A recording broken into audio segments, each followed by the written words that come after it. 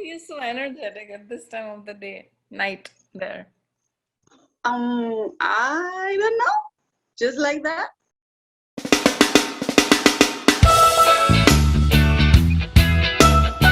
Hey guys, this is Benny. And this is Dhruv. And today we are going to review the trailer of the Nigerian movie Quam's Money. This is a 2020 movie. It's already on Netflix. And if I read the IMDb on this movie, it says, Quam's Money follows the adventures of a security guard turned millionaire, Quam, played by Folarin Falz Falana, as he navigates the world with his newfound wealth. The director is Kayode Kasum, the writer is Chinaza Onuzo, and it stars Falz. Okay, this is going to be very difficult. Nse Ikpe-Etim and Michelle Dede. All right, here we go. All right. Do you know my background? Do you know where I'm coming from? With me, I was once a security guide. I came up from the ghetto. Ghetto soldier in me now. But only understand because of a trusting phone shy. I don't play with my money. I don't play with... It all began on Wednesday. Sincere condolence to everybody tonight. This is my spot. There is a lady that I then come across. This type of deals are not for just anybody. You don't call me just anybody. You call me Kwame for short. Orish Omekwan. Masman notorious and notable all over the world. 500, final offer. Do we have a deal? My guy, you were scammed. Once you get me. My friend pay me my money. Yeah. Why don't you come off it, you stupid, scandalous prostitute? You are going to listen to me now. You will transfer that money back to my account with immediate effect. Notorious fraudsters. They're said to be led by a tall, beautiful woman. Madam, this woman defrauded me 500 million naira. Listen to me and listen good. I will get upset with you. Do you know what? Do you know me too? So what was the plan?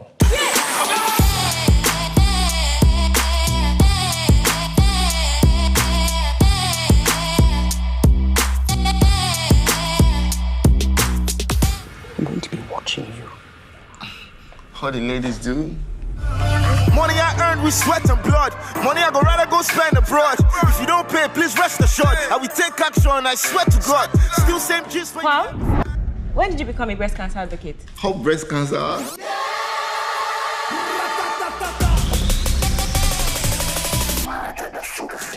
Put your breast on place, Joe. Now that. my friend pay me my money. I don't play with my money.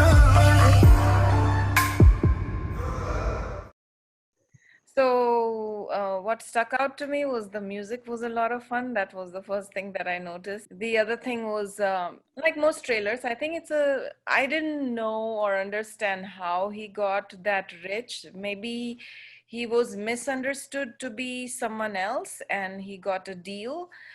In a way, if I don't understand that through a trailer, maybe that's a good thing, because the trailer shouldn't be telling you. It should just make you curious, and I think this trailer does do that. And yeah, it seems like there's a lot of characters involved and a lot of confusion happening. And from the trailer, I didn't get that he was a security guard. I didn't see any before of his life. I just saw that he was rich and he was going around and doing crazy stuff. Yeah, I mean, he does refer to that he comes from a ghetto, but we don't see him in that avatar of being a poor man. But this reminded me of Fukre. Have you seen Fukre? Yes. Yes. And they too had this lady who was like, okay, you've got my money and I need it back. And it seemed like something like that. There was this lady who was like, you made a deal and you have to pull it through. Now, what it was exactly, we don't know. But yes, it was the lady's money, or she had made a deal such that it would be beneficial to her and not at all to him. and he, like a naive commoner, he made that deal with her, falling for some kind of a scheme. And of course, he was not benefited and he had to pay up some money, it seems like. And so she was now breathing down his neck. I see, this is another thing I really love with Kayode Kasum movies. Like I have seen that the female characters are so strong, and it's awesome to see the main villain as being a female character, because it's always men.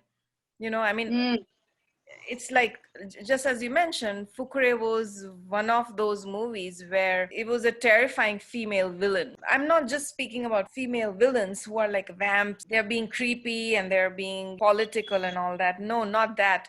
A powerful female villain who can terrify guys is impressive, and I love that they have done that. Now, I don't understand, at least from the trailer, if that story of him being in the ghetto is explained or not, and also if in the story he's already rich or not. From the IMDb, it seems like he is already rich. In the movie, it shows, maybe my guess is he's narrating to someone his story of how he became rich and how he got away with it, and it goes back to, it shows what he's narrating about. Maybe he's telling someone about it. Yeah, what I felt was like he was telling his problem to somebody.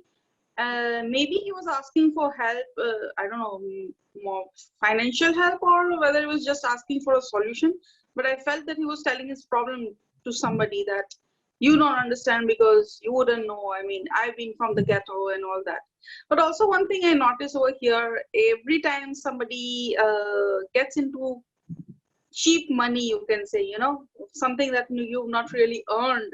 Now, when you get into that much of money, what happens? You always end up wasting it and you end up in trouble. That's the only thing that I've ever seen happen, whether it is movies. I mean, yeah, movies. And in real life also, you don't come across any examples where you actually come across a fortune and you're fortunate enough to be happy with it. Right. Yeah, I mean, you coming across a fortune is just the first step. They say, right? Like, and we kind of talked about this in one of Kayode Kasum's previous movies, which was Sugar Rush. There is a statistic that those people who win the lottery in the US, when they even win millions of dollars, they burn through it in a year or two, that fast. Because having money is one thing, but also knowing money management is another thing, and understanding what that money means and what to do with it is another thing. And I don't know if that is, any of that is shown in the movie, or if he stays wealthy, or I don't know if he's looking in retrospect, as I mentioned, or he's, as you mentioned, he's stating his problem. But it also seems like if he was a docile character in the beginning as a security guard, which security guards wouldn't be docile? I don't know. But I think he found his power in this process. He was like, you bring it back to me right now. Like, he was talking about that, like with a lot of authority. Now, either that could be like him finding his own power, or him stumbling into his power out of frustration. Sometimes you are in so much pressure that you find your own power in weird ways. Yeah, and but at the same time, like, it is stressful, but you also see so much humor there. Like, he bumps into the breast cancer awareness thing, and like, and then there's this lady who's telling him, I have my eyes on you, and he's like, that's what most ladies do. And like, he's being like all cocky. Like, I love that there is always a garnish of humor. Another thing I noticed is he might have been poor, or he might have been from the ghetto, but once he got rich, what nice clothes he's wearing, right? It was so funky, nice swagger. I loved what he was wearing. I mean, if you've got money, I mean, that's how you show it. That kind of also brings about the question for me, like, what it is like in Nigeria. For example, maybe it's this question, I guess anybody else would have about India as well. Like, you have these Western clothes, people wearing Western clothes, but you also have these people wearing traditional clothes. And it can be confusing from an outside perspective, like, is it this or is it that? And I'm guessing it's a bit of both. You know, like in India, like there are yeah. women who wear saris and there are women who wear, Western clothes. And it doesn't have to be mean rich or poor or this or that. It just means it depends on the occasion. It depends on the mood, actually, so that's my Actually, yeah, that yeah. kind of is my question. If someone can answer that, like how does this clothing go about? Is Nigeria more westernized now? Like, how everybody's following how Americans do things or the West does things. But like, how does this go about? Is it like Western clothes? Is it also traditional clothes? Is it a mix of both? Or is it dependent on where you are in Nigeria?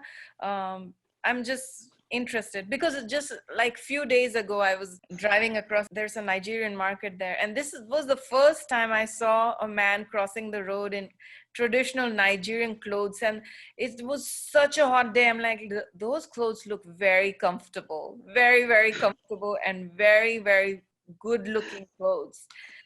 That is another thing impeccable with Nigerian movies. It's their clothing is amazing. Whether it's Western clothes, whether it's traditional clothes, I think clothing is given so much importance and focus that I've not seen that in like many other cultures. And Nigeria should be proud about it. It looks awesome. Look at this guy. This is ridiculous. Yeah. He owns the world. He's like, I'm higher than you are. Anyways.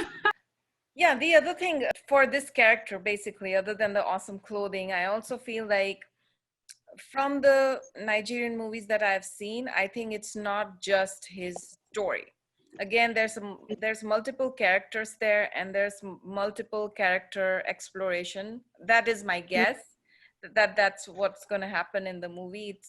And I think there are going to be some interesting stories, and I'm really interested in seeing what is the story of that scary lady, and Yeah.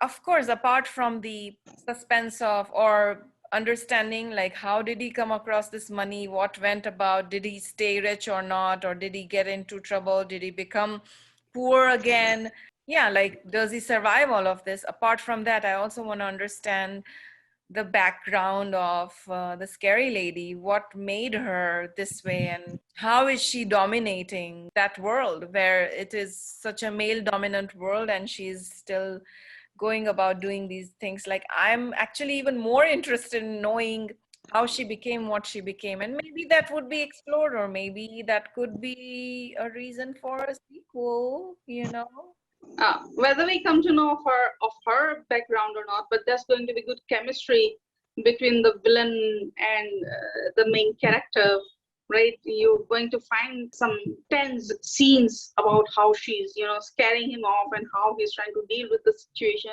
And that's going to be the masala of the movie. That's going to be the, the spice of it. Yeah, and I mean, that's really, even if it's a villainous character, that is still, again, female empowerment. I think that's awesome, Yeah.